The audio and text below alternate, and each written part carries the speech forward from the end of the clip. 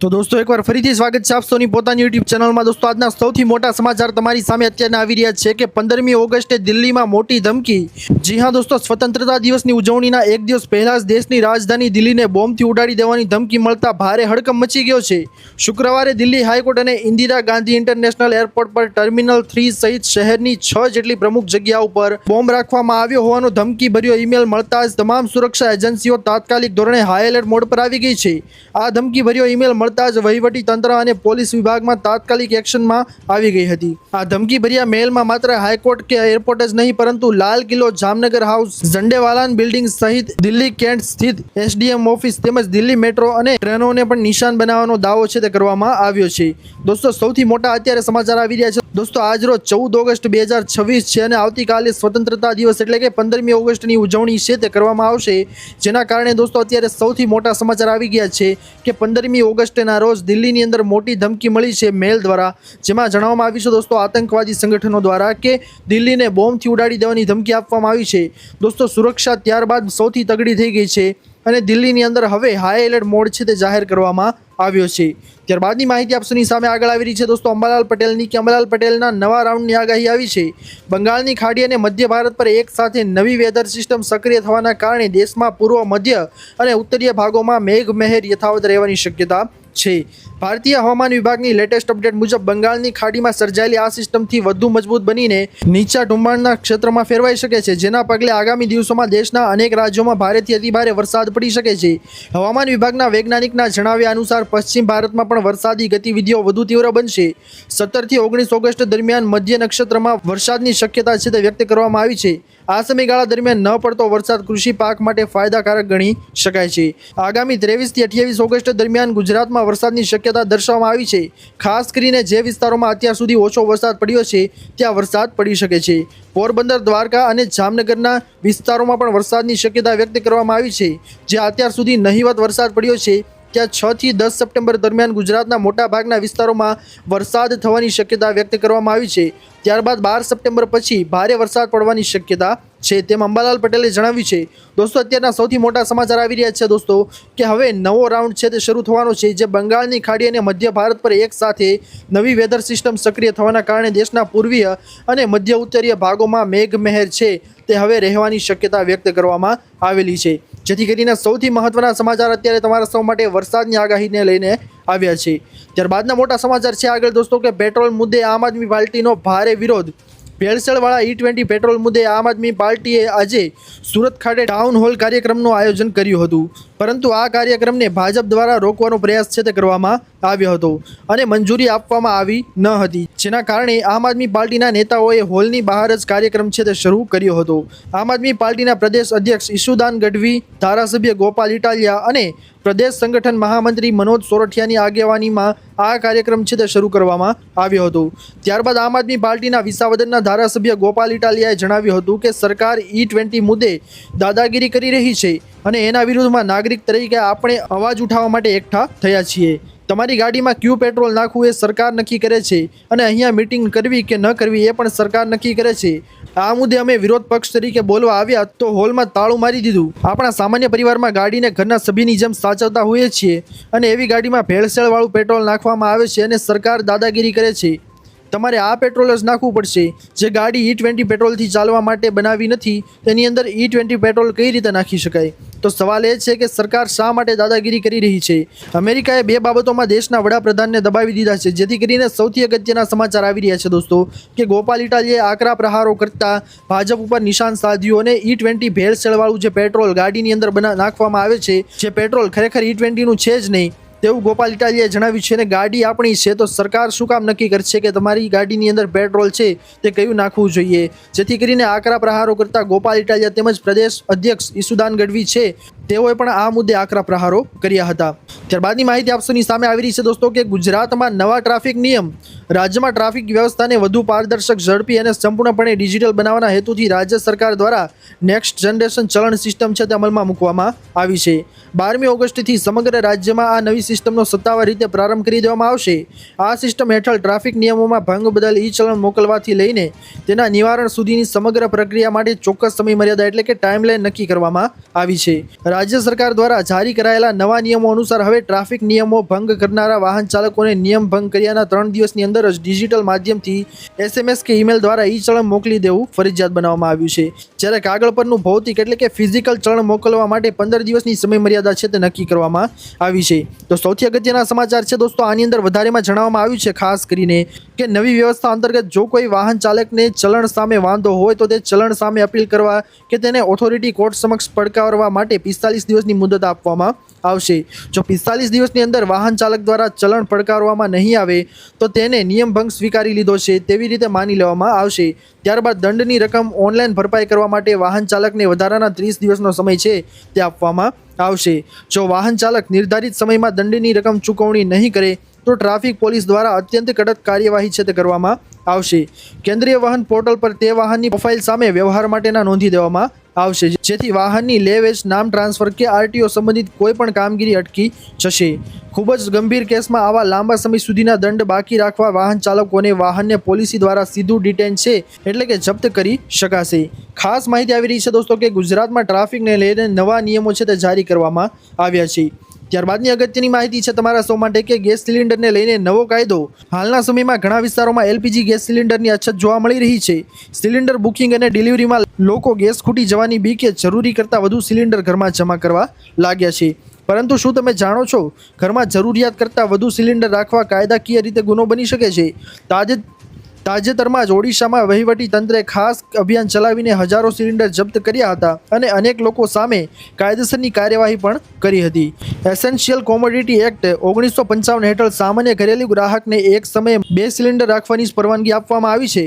જો તમારા ઘરે 2 થી વધુ ભરેલા સિલિન્ડર મળી આવે તો વહીવટી તંત્રો દ્વારા તેની તપાસ કરવામાં આવી શકે છે। આવી સ્થિતિમાં તમારા વધારાના સિલિન્ડર છે તે પણ જપ્ત કરવામાં આવી શકે છે અને તમારી સામે કાયદાકીય રીતે કાર્યવાહી કરવામાં આવી શકે છે। ખાસ માહિતી છે દોસ્તો તમામ લોકો માટે। ત્યારબાદની અગત્યની માહિતી તમારા લોકો માટે આવી રહી છે કે 2000ના હપ્તા અંગે ખૂબ જ અગત્યની અપડેટ। જે ખેડૂતો KYC પૂર્ણ નથી કરી તેમને ઝડપથી અપડેટ કરી લેવું જોઈએ। જમીનના રેકર્ડ, આધાર અને બેંક ખાતાની માહિતીમાં ગડબડ હોવા પર પેમેન્ટ છે તે તમારું અટકી શકે છે। સરકારની સત્તાવાર PM કિસાનની વેબસાઇટ છે તેના ઉપર ખેડૂતો પોતાનું જે હપ્તાનું સ્ટેટસ છે તે ચેક કરી શકે છે અને લાભાર્થી લિસ્ટમાં પોતાનું નામ છે તે પણ ચેક કરી શકે છે। જો કોઈ કારણોસર કોઈ ખેડૂતનું નામ શંકાસ્પદ બાબતોના કારણે રોકવામાં આવ્યું હોય તો તેણે પહેલા પોતાની માહિતી અને પાત્રતાની તપાસ કરવી જોઈશે। જેમ કે પાત્રતા એટલે કે દોસ્તો તમારા ઘરની અંદર કોઈ પણ સરકારી નોકરિયાત કરતો વ્યક્તિ હોવો ન જોઈએ।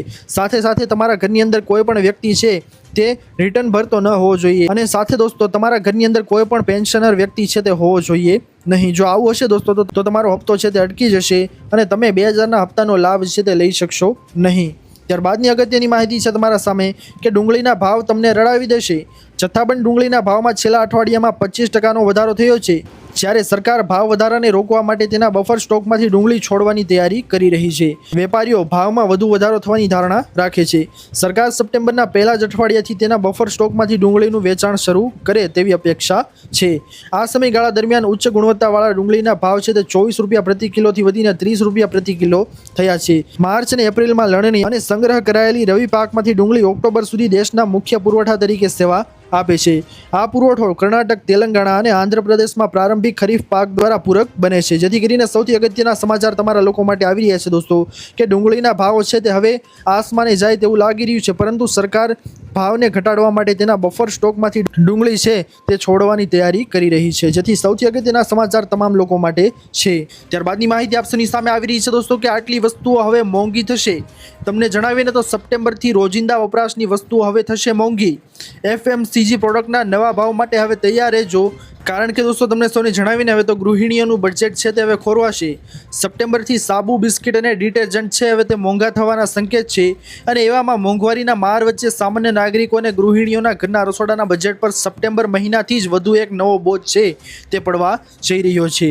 દેશની અગ્રણી કાસ્ટ મૂવિંગ કન્ઝ્યુમર ગુડ્સ એટલે કે FMCG કંપનીઓ પોતાના પ્રોજેક્ટના ભાવમાં વધારવાની ગંભીરતાપૂર્વક તૈયારીઓ કરી રહી છે। પરિણામે દોસ્તો હવે તમારા ખિસ્સા ઉપર આની ભારે અસર પડશે, કારણ કે દોસ્તો જે કોઈ પણ વસ્તુઓ તમે સવારના નાસ્તાની અંદર બિસ્કિટ વાપરો છો તેનાથી લઈને રોજિંદા ઘર વપરાશના સાબુ, શેમ્પૂ, ડિટર્જન્ટ પાવડર સુધીની તમામ વસ્તુઓ છે તે હવે ગ્રાહકોને માટે મોંઘી થવાની છે. સામાન્ય વાતમાં કહું ને દોસ્તો તો હવે ગ્રાહકોના ખીચા ઉપર ભારે અસર છે તે હવે પડવાની છે. કંપનીઓના મુજબ વૈશ્વિક અને ભૂ રાજકીય અનિશ્ચિતતાઓને કારણે કાચા માલના પુરવઠા પર માઠી અસર પડી છે. ખાસ કરીને ખાદ્ય તેલ, પામ ઓઇલ અને ખાંડ જેવી મૂળભૂત સામગ્રીઓના ભાવમાં સખત વધારો થયો છે.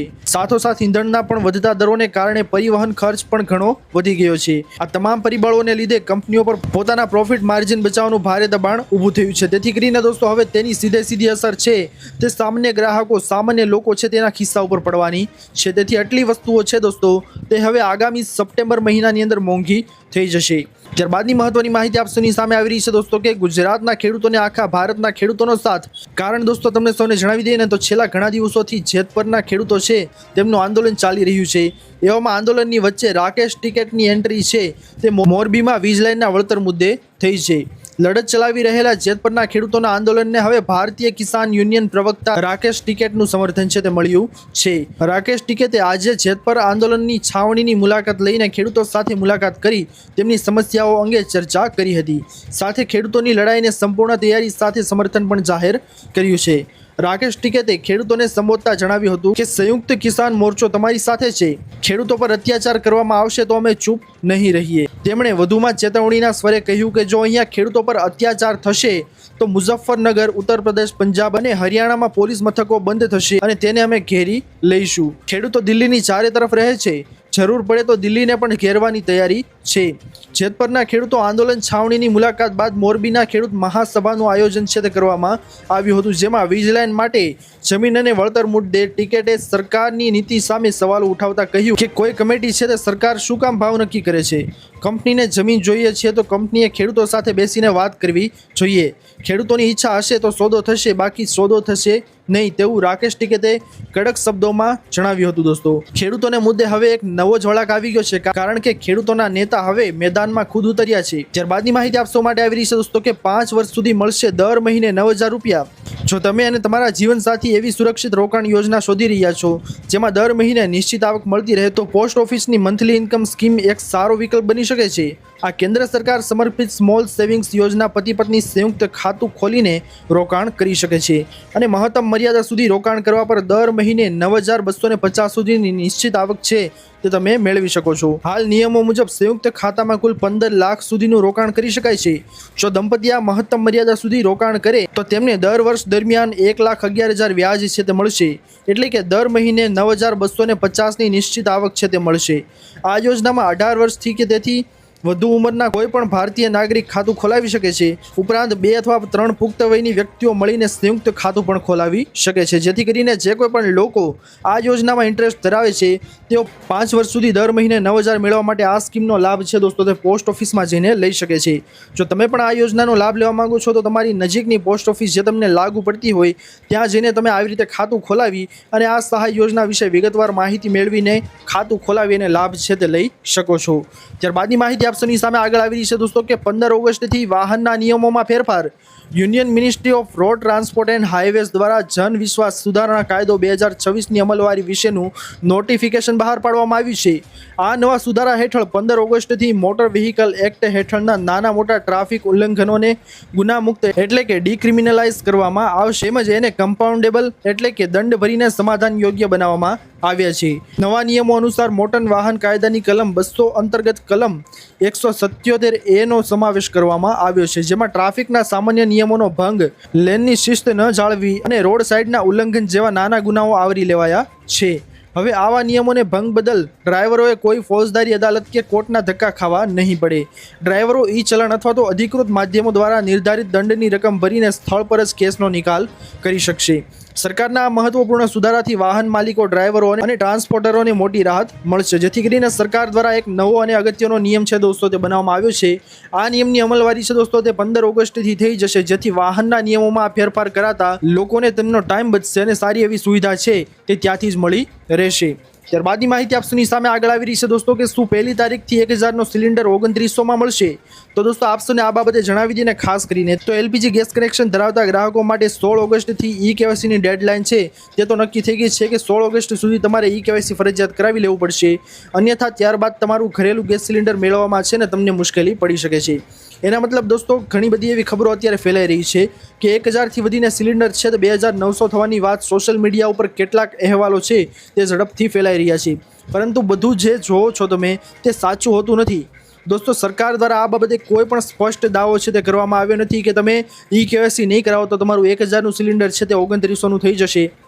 તો આવી અફવા ઉપર ક્યારેય ધ્યાન આપવું નહીં। સરકારની જ્યારે ઓફિશિયલ ગાઈડલાઇન છે તે આવે ત્યારે જ તેનો વિશ્વાસ કરવો। તેથી કરીને સરકાર દ્વારા આ બાબતે કોઈ પણ સ્પષ્ટ જાહેરાત કરવામાં આવી નથી કે તમારે 1000નું સિલિન્ડર છે તે 2900માં મળશે। ઉપલબ્ધ સત્તાવાર માહિતીમાં એવું કોઈ રાષ્ટ્રવ્યાપી નિયમ છે તે મળતો નથી કે 16 ઓગસ્ટ પછી ઈ કેવાયસી નહીં કરાવનાર દરેક ગ્રાહકોને ઘરેલું સિલિન્ડર સીધો કોમર્શિયલ દરે એટલે કે 2900માં મળી જશે। તો એવો સરકારનો કોઈ પણ દાવો છે તે સાબિત નથી થયો, તેથી અફવા ઉપર ક્યારેય વિશ્વાસ ન કરવો। તો દોસ્તો આ હતી આજની સૌથી મોટી અને મહત્વની તમામ ખેડૂતો તમામ લોકોને કામ લાગી શકે તેવી ખાસ માહિતી। આશા કરું છું દોસ્તો કે આપસોને આજની આ મહત્વની માહિતીઓ છે તે પસંદ આવી હશે। જો પસંદ આવી હોય દોસ્તો તો વિડીયોને લાઇક કરવાનું ભૂલતા નહીં। ચેનલ પર નવા આવ્યા હો તો અમારી યુટ્યુબ ચેનલને સબસ્ક્રાઇબ કરી અને બાજુમાં આપેલા બેલ આઇકનને પણ પ્રેસ કરી દેજો, જેના લીધે આવી જ મહત્વની માહિતી આપસોને આ ચેનલના માધ્યમથી મળતી રહે। મળીએ દોસ્તો હવે પછીના વિડીયોમાં, ત્યાર સુધી જય હિન્દ, વંદે માતરમ।